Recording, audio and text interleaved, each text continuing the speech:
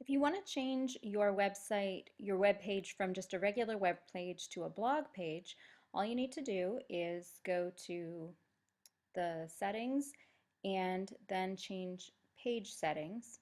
It says currently using template web page. We want to change that, if you want it as a blog, to the announcements type. And I just leave that and click create.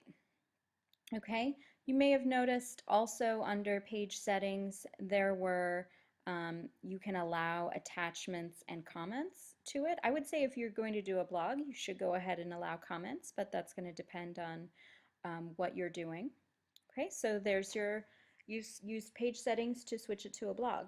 Now if you want to add a post, you can go ahead and um, create your really awesome content and then click save.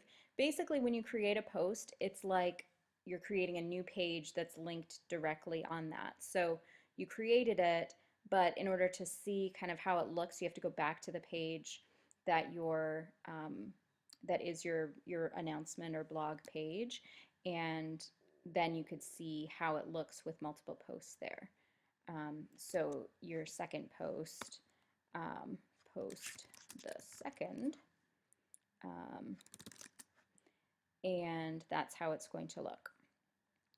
Now, if you would like, you can add kind of a table of contents or a recent posts here so that you have kind of a like a little menu at the top, and you can do that by going to edit and then insert recent posts will allow you to do that, and you can choose the length of it, like maybe you want a medium snippet, and if you have images it will include the thumbnail if you want it to, and you're showing posts from which page.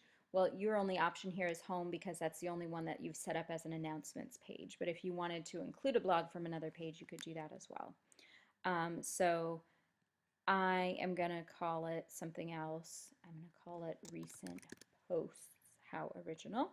You can choose um, how many you're going to display, and there you go. And you can again change the formatting of that if you wanted. So once you get more posts, this is maybe good to have at the top of your page.